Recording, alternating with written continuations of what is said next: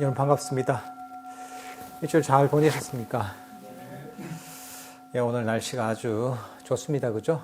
어제까지 비가 왔는데 아주 맑고 깨끗한 날 같습니다.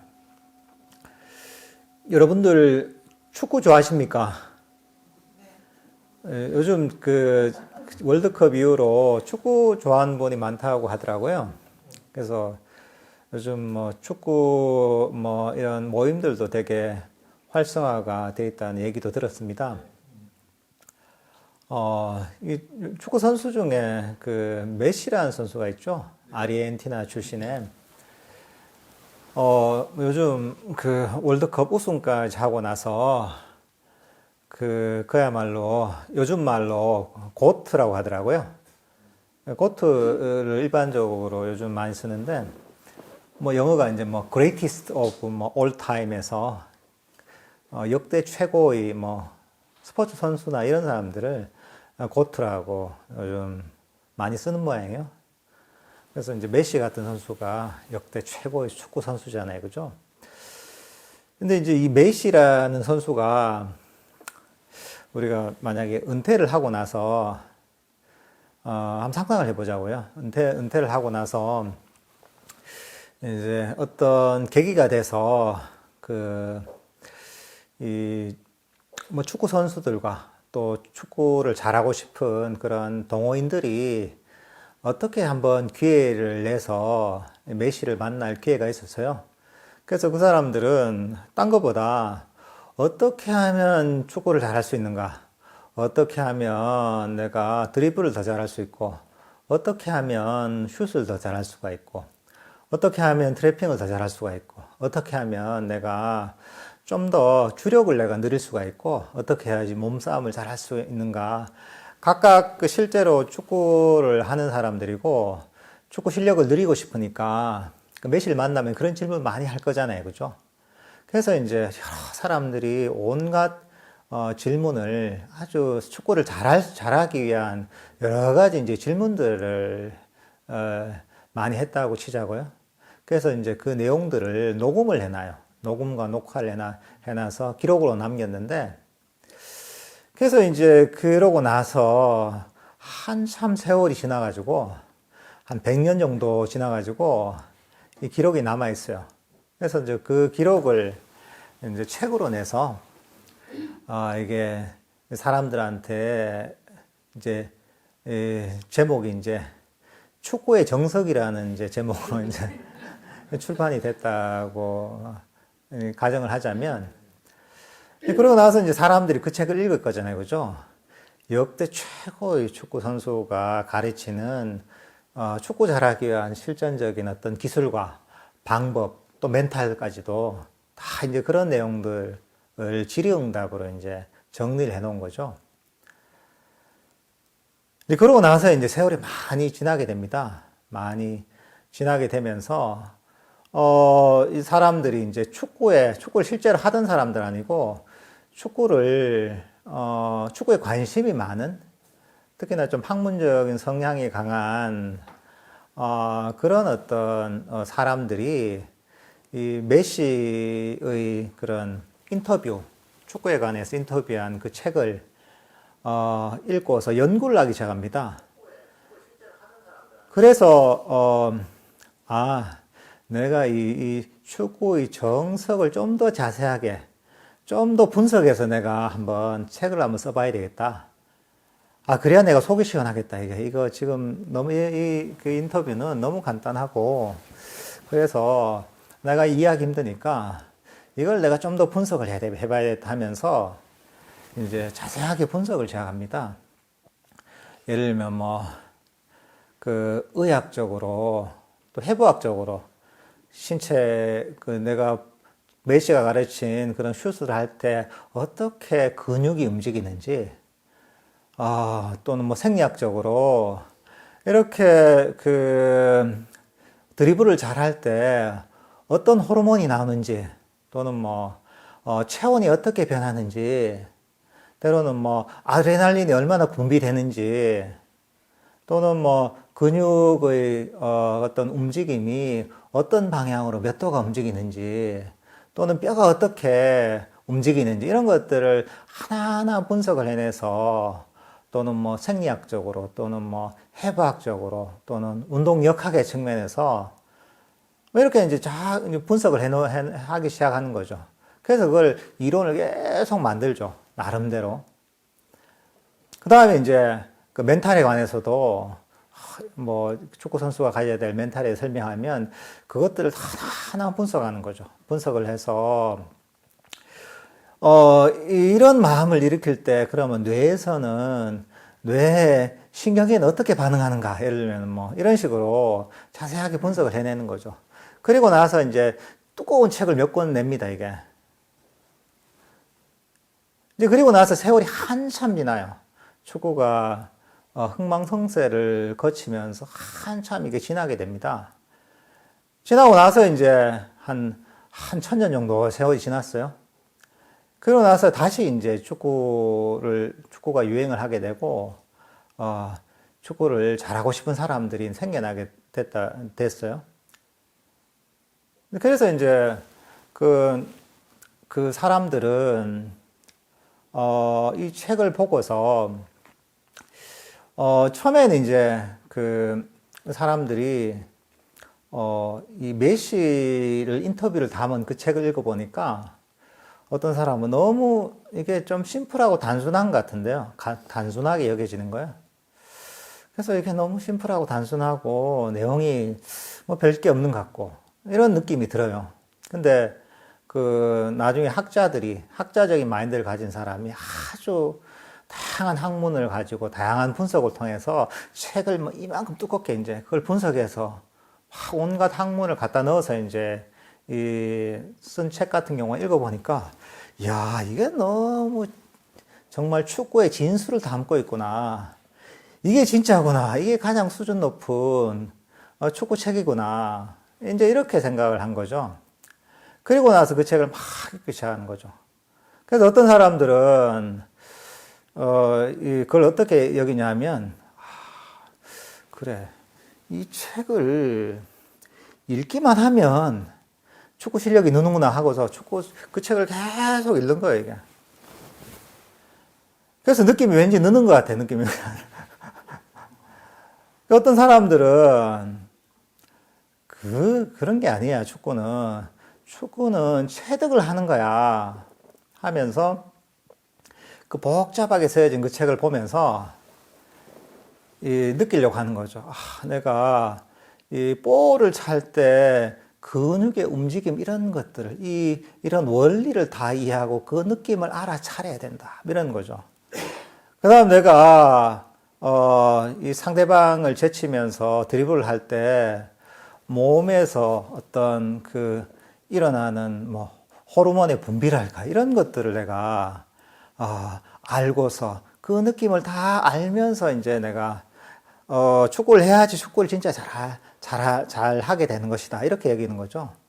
그 다음에 이제 또 어떤 경우에는, 그래, 축구를 잘하기 위해서는 그 뇌에서 어떤 변화가 일어나는지, 그 원리와 어떤 이제 그 뇌의 어떤 이제 신경세포의 변화, 이런 것들을 감시하면서 이렇게 이제 그것들 다 알고 있어야지 이제 내가 그렇게 알면서 축구를 해야지 제대로 하는 것이다. 이렇게 이제 이해를 하는 거죠.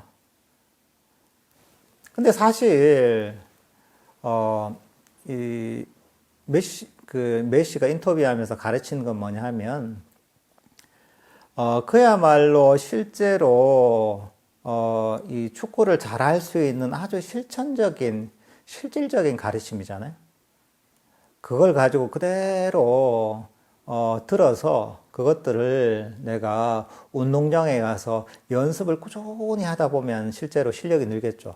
그렇지만 복잡하게 이론적으로 쓰여진 그 책을 가지고 막 그냥 몸의 그냥 구조를 이해하려고 하고 몸에서 일어나는 그런 호르몬의 변화를 알려고 하고 또는 뇌에서 일어나는 변화를 알려고 한다고 해서 축구 실력이 늘지는 않거든요. 사실 이제 우리가 불교를 이해할 때도 사실은 이런 것처럼 정말 엉뚱한 방향으로 이해한 경우가 너무 많습니다.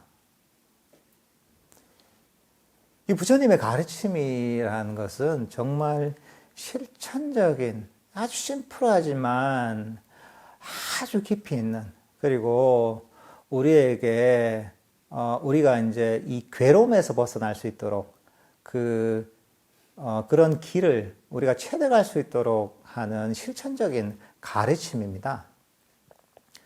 근데 세월이 지나면서 오해가 많이 생긴 거예요.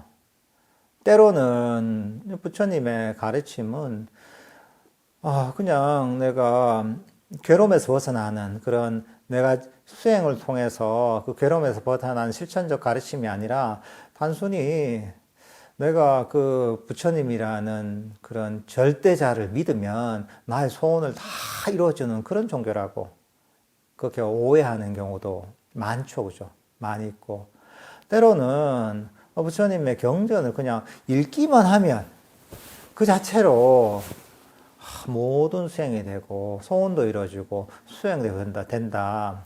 마음의 문제도 모두 해결된다. 이렇게 잘못 오해하는 경우도 있습니다. 한편으로는 그런 걸 떠나서 복잡한 불교 이론을, 불교 철학을 이해해서 거기에 따라서 아주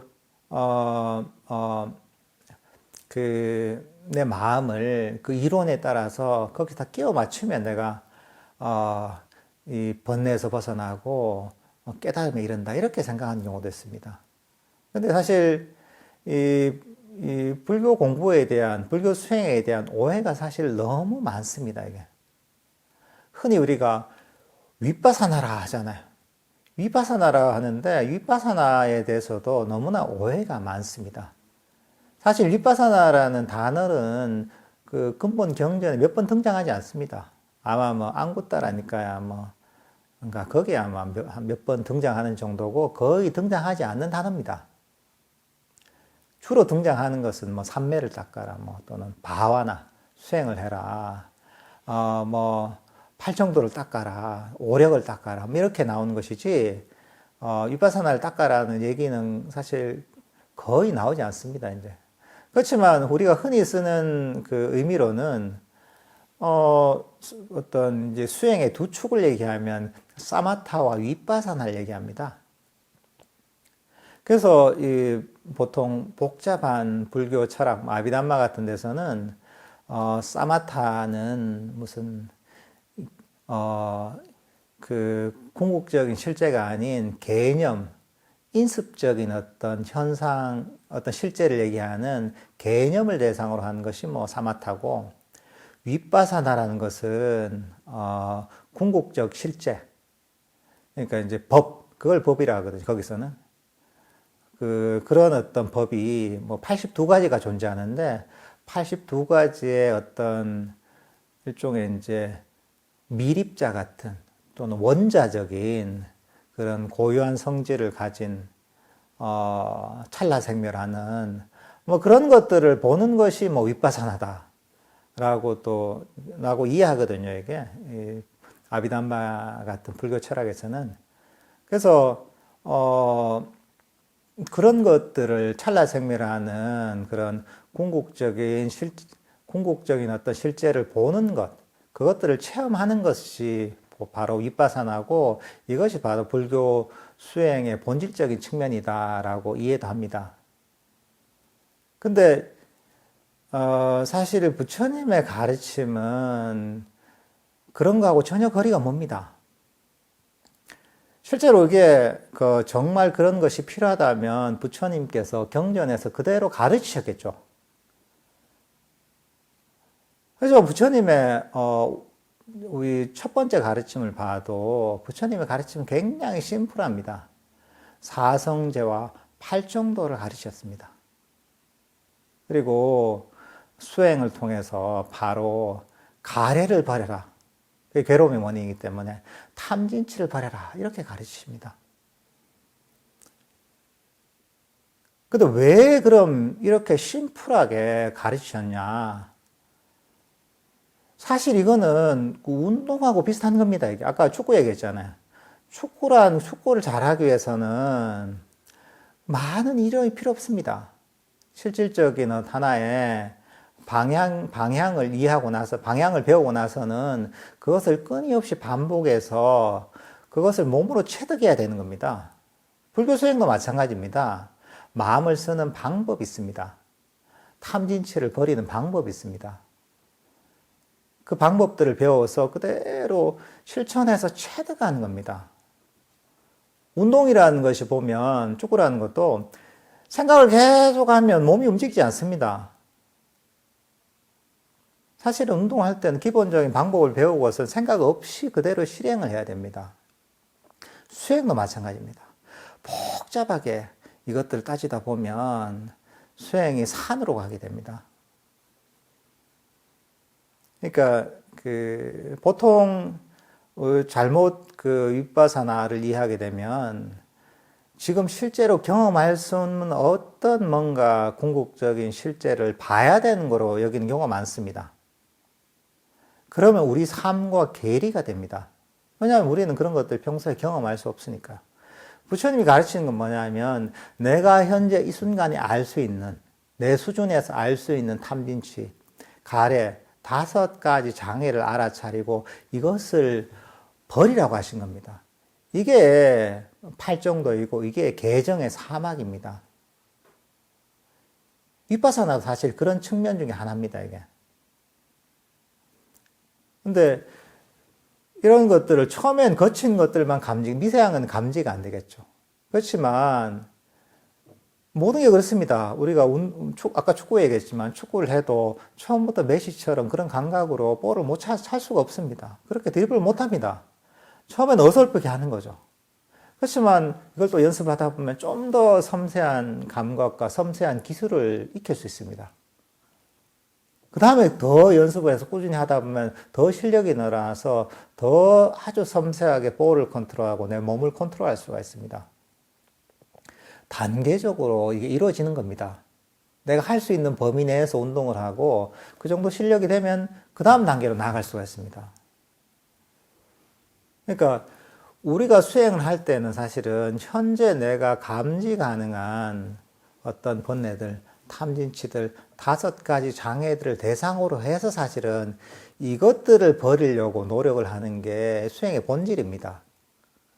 이걸 버리고 나면, 거친 걸 버리고 나면 그 다음 좀 더 미세한 것들을 감지할 수 있고 이걸 버리면 그보다 미세한 것들을 더 버릴 수가 있습니다.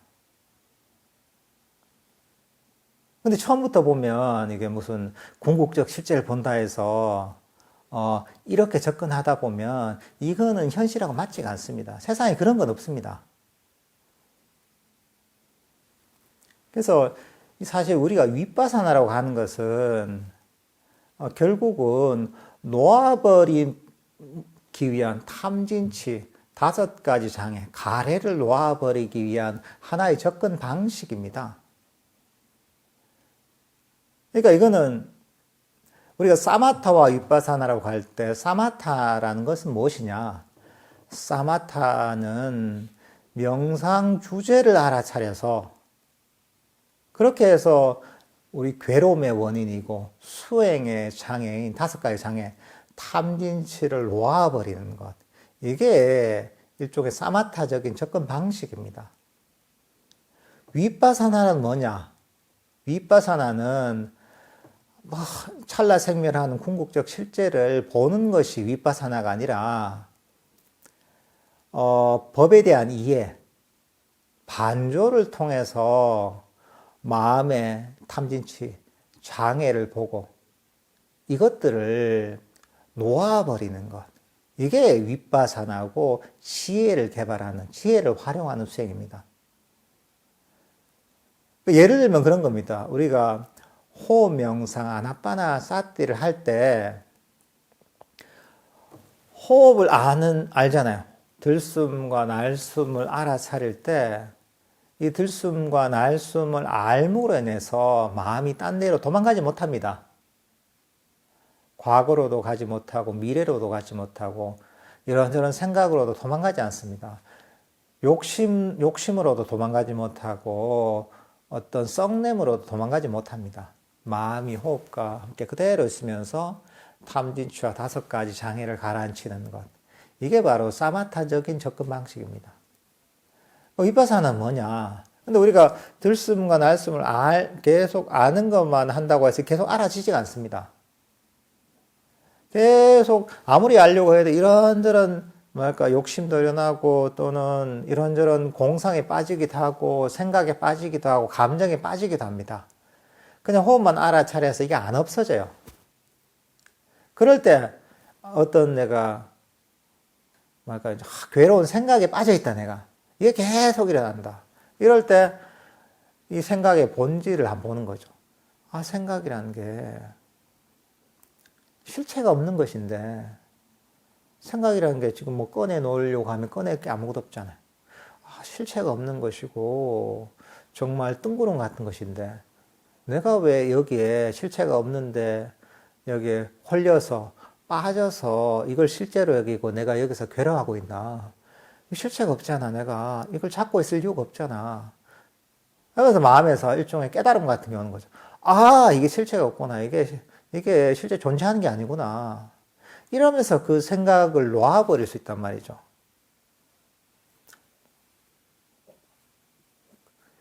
그러면서 이제 이걸 놓아버리면 마음이 이 자리에 멈추게 됩니다. 호흡 명상을 왔으면 호흡으로 제대로 돌아오게 됩니다. 이게 일종의 이제 윗바사나적인 접근 방식입니다. 이 두 가지 사마타와 윗바사나는 사실은 분리할 수가 없는 겁니다. 흔히 아비담마 이론에서 사마타, 윗바사나를 완전히 분리합니다. 사마타의 대상은 개념이고 윗바사나의 대상은 법이고 궁극적 실제다 이렇게 얘기합니다. 그러니까 사마타 수행, 윗바사나의 수행이 완전히 분리가 됩니다. 근데 부처님께서는 이걸 분리한 적이 없습니다. 손의 손등과 손바닥과 같습니다. 이게 사마타 윗바사나는. 그러니까 사실 이런 어떤 불교 수행의 기본 이론이 흔히 우리가 개를 바탕으로 해서 사마타와 윗바사나를 닦는 것이 보면 불교 수행이다. 보통 이렇게 정의를 많이 합니다. 그러니까 기본적 불교 명상에 대한 이해입니다, 이게. 근데 이게 잘못되어 있으면 불교 수행이 제대로 된 방향으로 이루어질 수가 없습니다. 근데 왜 이게 사실은 잘못된 이해가 팽배하게 됐냐, 초기 불교 수행을 하면서도. 아까 얘기했다시피 그 메시가 인터뷰를 해서 책을 하나 냈다고 했잖아요. 냈다고 하면 그 뒤에 막 이제 축구를 학문적으로 접근하는 사람들이 아주 복잡한 이론서를 안 냈단 말이죠. 근데 이제 그 이론서의 서문에다 그렇게 쓴 거예요. 서문에다가,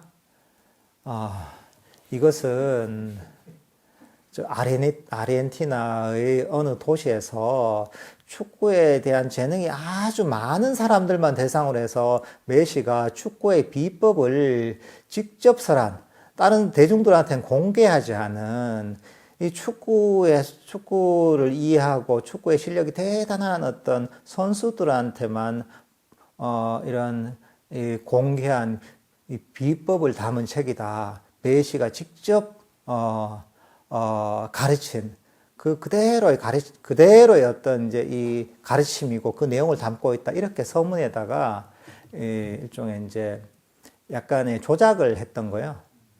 그걸 보고 사람들 어떻게 했어요?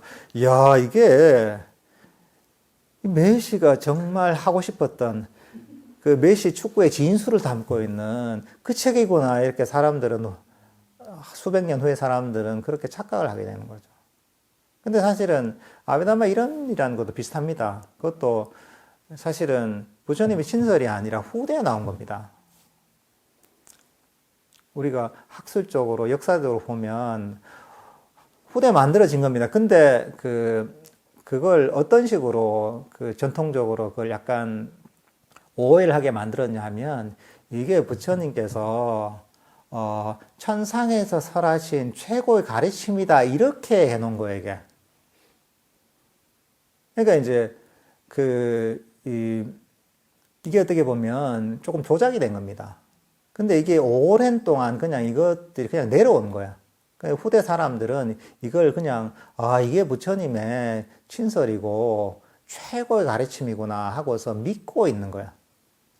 그러니까 그렇게 믿고 있으면 어떻게 되냐면 여기에는 오류가 없다고 얘기가 된 거예요.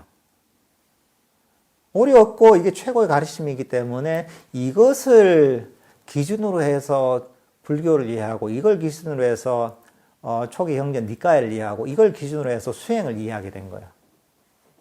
그러면서 사실은 굉장히 이상한 수행의 관점이 생긴 겁니다. 초기 불교 수행에서는 이게 너무나 잘못된 겁니다, 이게. 그러면서 현실과 너무나 괴리가 돼요. 우리가 부처님이 가르친 건 내가 현재 경험할 수 있는 괴로움의 원인이 있단 말이죠. 부처님께서는 탐진치가 괴로움의 원인이고 가래가 괴로움의 원인이라 했습니다. 5가지 장애가 괴로움의 원인이고 수행의 장애라고 그랬습니다. 이것은 우리가 알 수 있습니다. 탐진치가 무엇이냐? 원하는 마음. 이게 탐심입니다. 진심이 뭐냐? 화내고 싫어하고 불만족을 가지는 게 진심입니다. 감각적 욕망이 이제 탐심에 해당하고 악의가 진심에 해당합니다. 원함과 불만족, 뭔가 성취하고자 하는 욕망과 불만족과 싫어하는 이게 바로 탐심과 진심입니다. 이건 우리가 감지할 수가 있습니다. 그러니까 이것을 버리면 사실은 장애가 어느 정도 버려질 수가 있거든요. 버리면 이 장애가 버려졌기 때문에 우리는 괴로움에서 그만큼 벗어나게 됩니다. 마음의 장애가 사라지고 명상의 장애가 사라지기 때문에 마음이 평화롭고 행복해지는 방향으로 가게 되었습니다. 삼매와 지혜가 개발되는 방향으로 가게 되었습니다. 근데 그게 아니라 실제 내가 현재 경험할 수 없는 뭔가를 이론적으로 생각을 해내가지고 이것들을 보려고 하다 보면 탐진치 버리는 거하고 수행이 별 관계가 없게 돼요, 그게. 명상의 장애를 버리는 거하고는 완전히 다른 방향으로 사실 가게 되는 거야.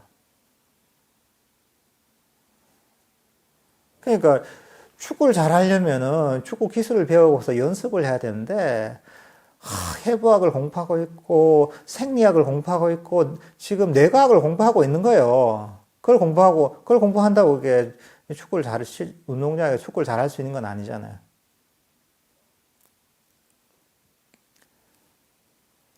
그러니까 사실 이걸 잘 이해해야 됩니다. 그러니까 부처님의 가르침은 아주 심플하고 실전적입니다.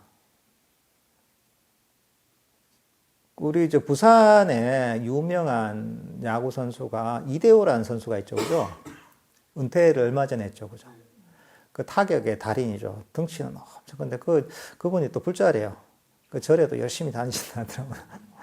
근데 그 이대호 선수가 그 타격을 워낙 잘하니까 그 후배들이 물어봤대요.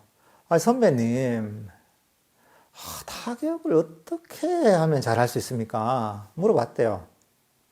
그러니까 이대호 선수가 그래 그 방법 있지.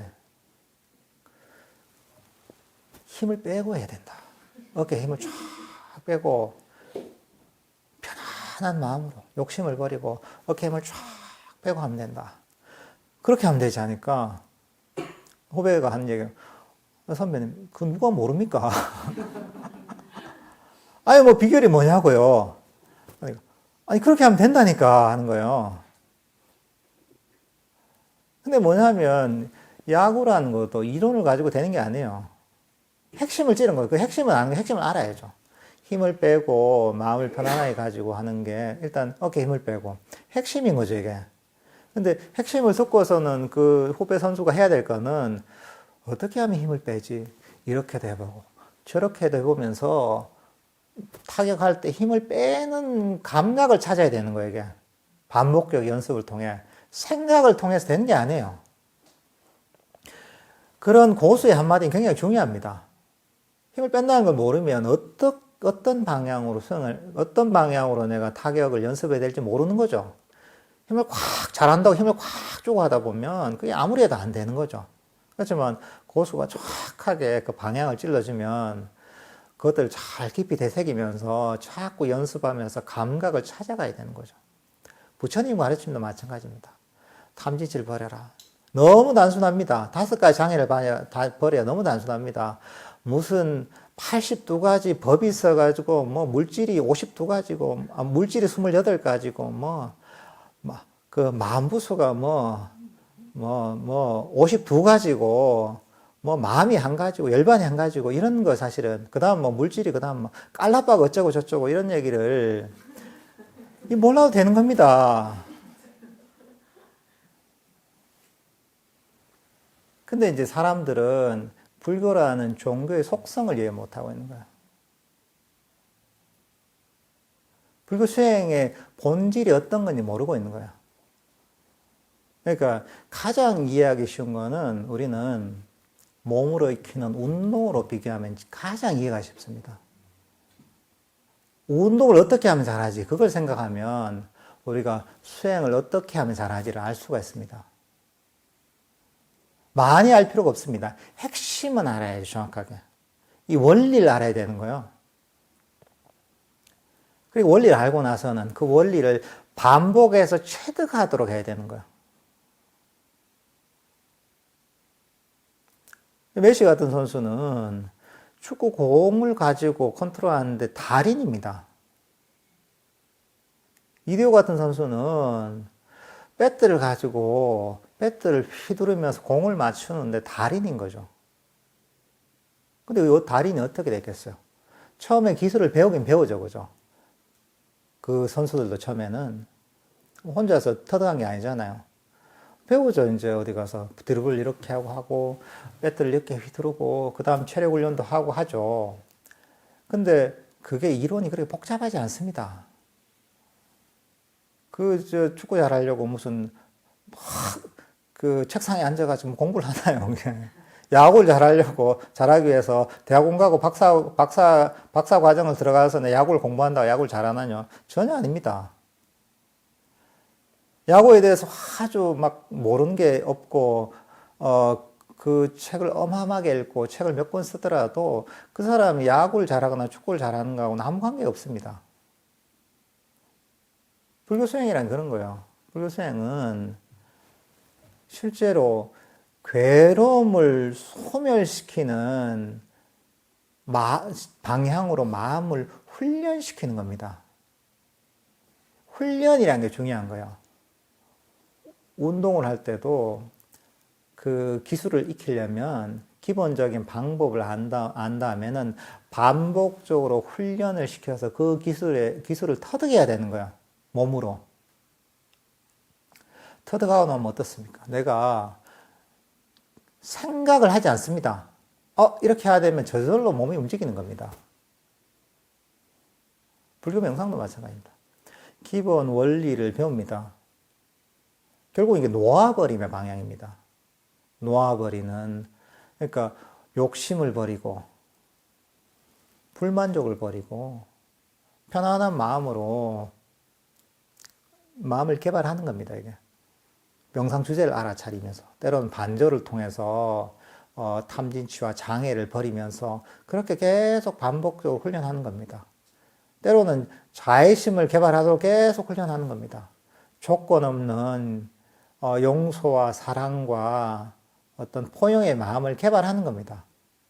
근데 그게 생각으로 되는 게 아니라, 그 방향을 알고 나서는 반복적으로 훈련을 시켜야 되는 겁니다. 원함이 있다. 원함이 명상의 장애지. 원함을 알아차리고 자꾸 원함을 버리고 만족하려도록 마음을 훈련시켜야 되는 겁니다. 내 마음이 명상의 과정이 아니라 명상의 결과로 자꾸 쫓아간다. 미래로 달려간다. 이럴 때, 그래, 미래라는 게 내 마음을 현재 머물지 못하게 만들고 실체가 없는 걸 쫓아가게 만드네. 현재 마음이 머물지 못하게 만드네 하면서 자꾸 마음을 현재로 돌린단 말이죠. 이것도 반복적으로 연습을 하는 겁니다. 과거와 미래를 버리고 마음을 현재 두라고 얘기를 하잖아요. 이해했다. 그게 아닙니다. 알고 나서는 반복적으로 훈련해야 됩니다. 계속. 그러니까 이 반복적인 훈련이라는 게 굉장히 중요한 겁니다. 불교 명상이라는 것은, 불교라는 것 자체가 종교가 그런 겁니다. 마음을 훈련시키는 겁니다. 그렇지만 이 방향은, 훈련시키는 방향이 어떤 것이냐? 중생들이 쓰던 마음하고 반대입니다. 훈련이 필요한 겁니다. 축구를 처음 한 사람이 메시처럼 드리블을 흉내도 못 냅니다. 왜냐하면 그런 식의 훈련을 안 해봤거든요. 근데 내가 축구 교실에 가서 거기서 기술을 하나하나 배우잖아요. 그러면 연습을 하면 어떻습니까? 점점 그 기술이 내 몸에 익어지기 시작합니다. 그러면서 흉내를 좀 내게 됩니다, 나중에는. 드리블도 좀 하고, 트래핑하는 방법 배우고, 볼을 차는 어느 정도 실력도 늘게 됩니다. 왜냐하면 거기서 기술을 배우고, 배운 대로 그대로 반복적으로 노력해서 내 몸으로 그 기술을 점점 체득을 하니까 그런 거죠. 불교 공부도 사실 그렇게 접근해야 됩니다. 근데 이 방향은 움켜쥐는 게 아니라 놓아버림의 방향입니다. 그리고 무엇을 놓아버리느냐? 욕심을 놓아버리는 겁니다. 썩냄과 불만족을 놓아버리는 겁니다. 집착을 놓아버리는 겁니다.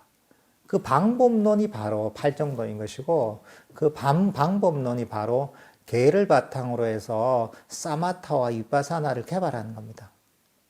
그게 뭐냐면 우리가 살도 망조가 있죠. 5개를 지키면서, 그러니까 덕 있는 삶과 행동을 실천하면서, 그게 개죠.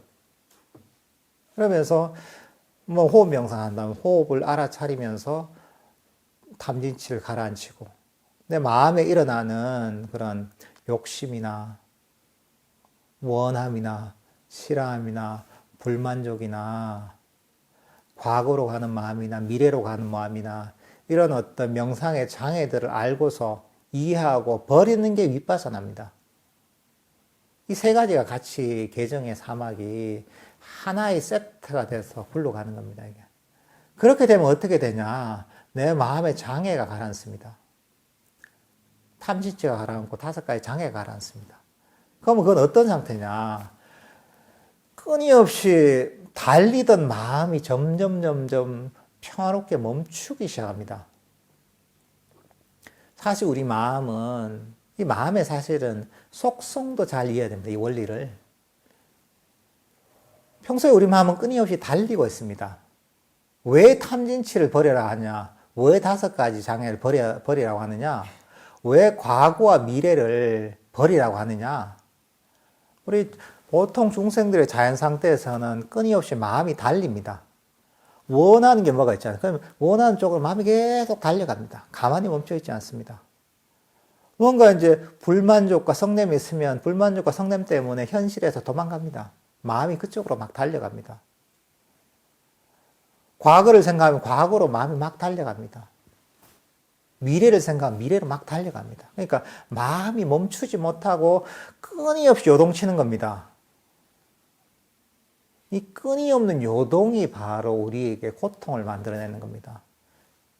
끊임없는 요동이 우리에게 감지가 되고 이게 번뇌인 겁니다, 이게. 그게 바로 끊임없는 요동이 우리의 정신적 에너지를 앗아갑니다. 그리고 이 끊임없는 움직임이 결국은 선업과 악업을 끊임없이 만드는 겁니다. 쌍카락업이라고 그러거든요. 쌍카락은 뭐냐면 기본적으로 마음의 움직임입니다. 그리고 더 길게 보자면 끊임없이 이 생에서 저 생으로 달려가는 것이 우리 중생이 윤회하는 본질입니다. 그러면 수행이란 게 어떤 길이냐?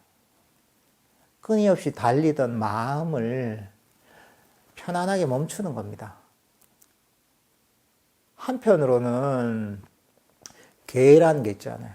어떤 덕 있는 삶, 윤리적인 삶을 사는 것이 엄청나게 막 여기저기로 막 뭐 나쁜 행동을, 나쁜 말을 하게 되면 그게 마음이 평화롭게 있지 않습니다. 그런 것들을 절제하고 덕 있는 삶을 살게 되면 마음이 멀리 도망가지 않습니다. 좀 움직여도 이 바운더리 내에서 움직입니다. 그리고 사마타적인 접근 방식으로 만약에 호흡을 한다 이런단 말이죠. 그러면 멀리 도망가던 마음이 호흡과 함께 이 자리에 점점 멈추기 시작합니다. 그 때로는 윗바사나적인 접근 방식이 뭐냐? 아, 내가 생각에 빠져있다. 아, 생각이란 게 무상한데. 생각에 빠져있을 때는 거기에서 막 휘둘려서 그것과 함께 여기저기 떠다닙니다. 근데 이게, 아, 무상하다. 이게 집착할 바가 없구나. 내가 움켜질 바가 없구나 하고 내 마음을 가르쳐서 마음에 깨달음이 일어나면 마음이 이걸 쫓아가지 않습니다. 불만족이나 분노가 일어나서 불만족이나 이럴 때도 아, 이게 불만족이 명상의 장애구나 알고서 안단 말이죠. 그러면 어떻게 됐냐? 불만족이 났을 때 마음이 딴 데로 막 도망가거든요. 불만족스럽으니까. 근데 이 불만족을 버리고 악의를 버리고 만족감을 일으키면 그 장애를 극복하면 마음이 이 자리에서 도망가지 않습니다. 마음이 이 자리에 멈춥니다. 그러니까 이 사마타적인 방식이든 윗바사나적인 방식이든 또는 그 기초가 되는 계든 마음을 이 자리에 평화롭게 멈추게 만듭니다.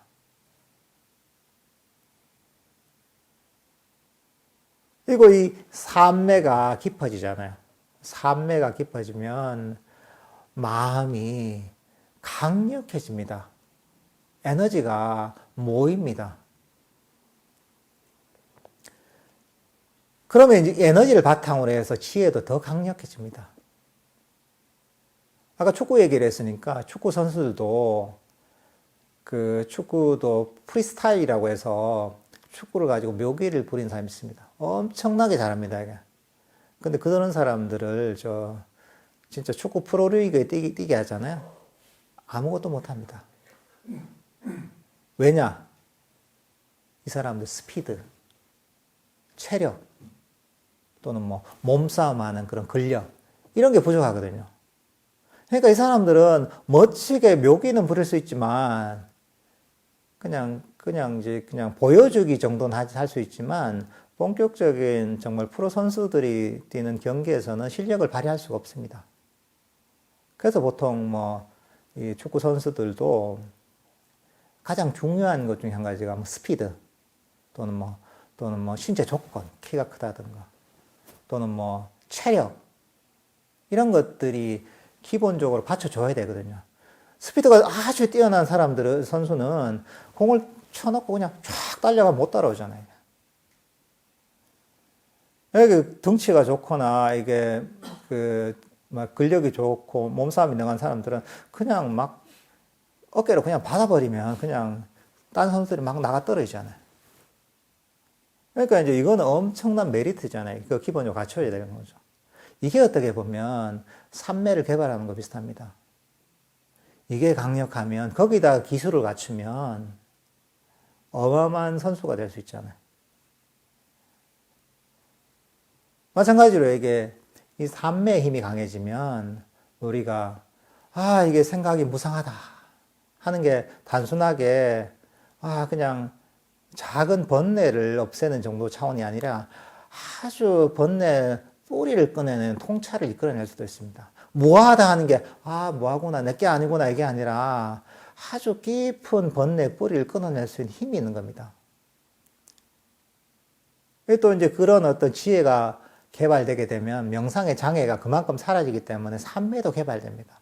또 삼매가 개발되면 강력해진 마음챙김, 정신적 에너지 때문에 또 강력한 지혜가 폭발할 수가 있습니다. 이게 서로 상승작용을 일으키게 되는 겁니다.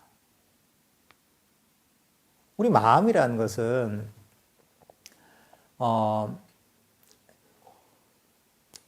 마음이 이 자리에 멈췄을 때 강력해집니다.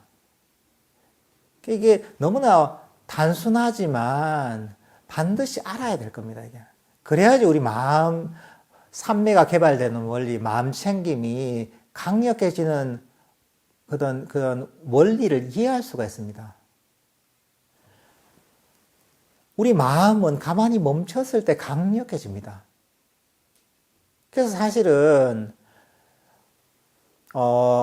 우리 마음이 우리 명상 주제를 알아차리면서 마음을 멈추잖아요. 호흡과 함께. 멈추는 이유도 뭐냐면 마음을 강력하게 개발하기 위해서입니다. 마음이 멈췄을 때 정신적 에너지가 충전이 됩니다. 멈추는 시간이 길어지고 멈추는 정도가 더해질수록 우리 마음은 더더욱 강력해집니다. 이렇게 강력해지면 마음이 깨어나고 마음 챙김이 강해집니다. 사실은 삼매의 본질은 마음의 멈춤에 있는 겁니다. 근데 이 원리를 모르면 삼매라니 알아차려서 삼매가 생긴다고 오해할 수가 있습니다. 그러니까 끊임없이 명상 주제를 잡으려고 하는 거죠. 호흡 명상을 해도 호흡을 움켜쥐려고 하는 거죠. 화두를 들고 해서 화두를 움켜쥐려고 하는 거죠. 이제 그렇게 하다 보면 어느 정도는 마음이 정제가 되지만 끊임없이 의지를 가지고 움켜쥐려고 하는 그 움직임은 계속 남아 있습니다. 그러니까 우리 마음의 멈춤에도 한계가 있습니다. 삼매가 개발되는데도 아주 정제되고 강력한 삼매는 개발될 수가 없습니다. 본질적으로. 왜냐하면 완전한 멈춤의 방향으로 갈 수가 없거든요. 멈추려면 놔버려야 됩니다. 아잔차 스님이 하시는 유명한 비유가 있잖아요. 이겁니다. 이게 물컵의 비유입니다. 의지로서 명상 주제를 잡으려고 하는 것은 이 물컵을 들어서 물잔 안에 물을 고요하게 멈추려는 것 같습니다. 애를 쓰면 어느 정도 멈추겠죠. 그렇지만 들고 있는 것 자체가 벌써 내 근육에 떨림이 있습니다. 오래 들고 있으면 팔이 아파서 손이 움직이게 되고 이 컵 속의 물도 계속 움직입니다. 완전한 멈춤이란 이 컵을 손에 들고 있는 한 불가능한 일입니다. 오래 들고 있으면 굉장한 괴로움이 오히려 생깁니다. 그래서 열심히 수행하는 사람들이 행복할 것 같지만 대부분의 경우에는 행복하지 않습니다. 행복하고는 대부분 거리가 멉니다. 열심히 의지를 가지고 하는 사람들은. 그런 분들은 어떤 분이냐, 어떻게 수행을 하느냐, 열심히 의지를 가지고 수행하는 사람들은 이걸 계속 들고 있는 거야. 팔이 아프다. 의지를 가지고 참는 거죠. 또 팔이 아파도 참는 거예요. 그러니까 이걸 계속 하루 이틀 3일 들고 있다고 생각해 보세요. 얼마나 힘이 드는가. 근데 이제 그 취미로 하는 분은 괜찮아요. 조금 들었다가 한 30초 들었다가 나는 충분히 든 것 같아. 오늘은 놓으면 좋죠, 그죠? 또 이제 다음날 한 30초 동안 드는 거죠. 이런 분들은 괜찮아요. 명상이 아주 뭘 하든 유익합니다. 근데 진지하게 열심히 하는 사람은 이걸 계속 들고 있는 거야. 근데 사실은 부처님께서 가르치신 수행의 길은 이걸 놓아버린 길입니다. 놓아버리면 어떻습니까? 놓아버리면 처음에는 놓아버림의 충격 때문에 컵 속에 물이 철렁합니다. 철렁하면 철렁하면 안 되지. 다시 잡는다. 이게 보통 사람들이 하는 겁니다. 근데 우리는 이 법의 원리를 알고서 인내심 있게 기다려야 되는 겁니다. 놔두는 거죠. 이것도 놔두는 것도 훈련입니다. 원이 끊임없이 집어드는 습관이 있거든요. 자꾸 집어듭니다. 놔두고 불안해 또 잡고 놨다가 불안해 잡고 합니다. 그래서 이거 훈련을 시키는 거죠. 잡고 싶어도 그냥 가만 놔두는 겁니다. 이런 놔두는 시간이 점점 길어집니다. 그러면 어떻습니까? 컵 속의 물은 어느 순간에 완전히 멈추게 됩니다. 이게 사실 우리 마음을 개발하는 방향입니다. 이렇게 마음이 멈추면 마음의 정적 에너지가 강력해지고 마음 챙김이 강해지고 삼매가 개발되는 겁니다. 사실 이 원리를 알아야 됩니다. 사실 이게 수행에서 가장 중요한 원리입니다. 너무 단순하지만 대부분 사람들이 모르는 겁니다. 이게. 그래서 사실은 수행이라 이 수행의 본질은 놓아버림입니다. 의지를 가지고 수행하는 게 아닙니다. 욕심을 가지고 수행하는 게 아닙니다. 우리는 개, 정, 해 모든 것들이 이 놓아버림 위해서 존재하는 겁니다. 그리고 이것들을 체득을 하는 겁니다. 축구의 기술을 계속 반복적으로 연습을 해서 내가 실제로 축구 실력이 느는 것처럼 마음을 그 원리대로 훈련시켜서 마음의 달인이 되는 겁니다. 그러니까 이게 바로 이제 불교 수행을 제대로 하는 길이고 부처님께서 가르치신 그 방향성입니다. 우리는 항상 뭔가 잘 이해가 안 될 때는 근본으로 돌아가야 됩니다. 석가모니 부처님께서 당시에는 어떻게 수행을 하셨을까 상상을 해보면 그 방향을 우리가 좀 감을 잡기 쉽습니다. 부처님이 무슨 책이 있었어요? 책 보고 공부한 분이 아닙니다. 머리로 이론을 만들어서 공부한 분이 아닙니다. 아주 심플하게 내 마음을 닦아서 닦아서 탐진치를 가라앉히고 괴로움에서 완전히 벗어나셨습니다. 그리고 나서 그것들을 그냥 가르치신 겁니다. 칠판을 가지고 막 써가지고 가르친 분이 아닙니다.